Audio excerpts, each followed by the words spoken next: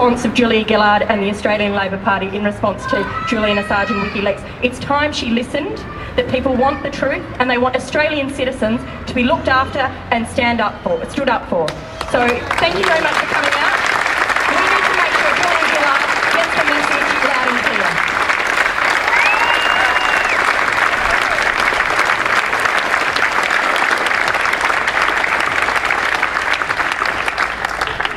Next up to speak is James Scott. Now, James will be reading an open letter that was addressed to Julia Gillard and has been signed by a high number of high-profile journalists, authors, lawyers, and of course by Professor Noam Chomsky. So, welcome to the microphone, James Scott.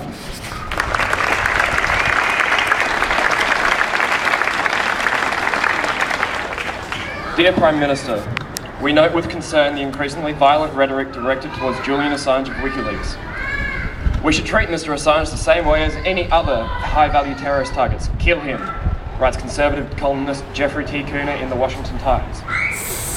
William Crystal, former Chief of Staff to Vice President Dan Quayle, asks, why can't we use our various assets to harass, snatch or neutralise Julian Assange and his collaborators wherever they are? Why isn't Julian Assange dead, writes the prominent US pundit Jonah Goldberg. The CIA should have already killed Julian Assange, writes John Hawkins on the right-wing news website. Sarah Palin, a likely presidential candidate, compares Assange to an Al-Qaeda leader. Rick Santorum, former Pennsylvania senator and potential presidential candidate, accuses Assange of terrorism. So on and so forth. Such calls cannot be dismissed as bluster. Over the last decade, we have seen the normalisation of extrajudicial measures once unthinkable, from extraordinary rendition, kidnapping, to enhanced interrogation, torture. In that context, we now have grave concerns for Mr. Assange's well-being. Irrespective of the political controversy surrounding WikiLeaks, Mr. Assange remains entitled to conduct his affairs in safety and to receive procedural fairness in any legal proceedings against him. As is well known, Mr. Assange is an Australian citizen. We therefore call upon you to condemn on behalf of the Australian government calls for physical harm to be inflicted upon Mr. Assange and to state publicly that you will ensure Mr. Assange receives the rights and protections to which he is entitled, irrespective of whether the unlawful threats against him come from individuals or states. Hear, hear. We urge you to confirm publicly Australia's commitment to freedom of political communication, to refrain from cancelling Mr. Assange's passport in the absence of clear proof that such a step is warranted, to provide assistance and advocacy to Mr. Assange, and to do everything in your power to ensure that any legal proceedings taken against him comply fully with the principles of law and procedural fairness. A statement by you to this effect should not be controversial. It is a simple commitment to democratic principles and the rule of law. We believe that this case represents something of a watershed, with implications that extend far beyond Mr. Assange and WikiLeaks.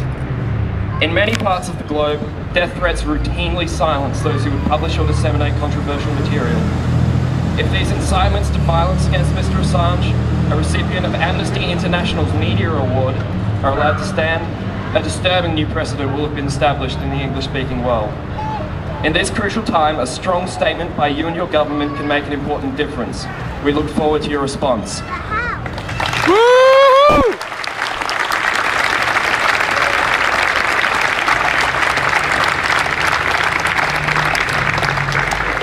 Okay, now we're going to get a bit rowdy. We need to chant because there are politicians here in State Parliament today. Oh, sorry. No, there's... Are there? Okay. My bad.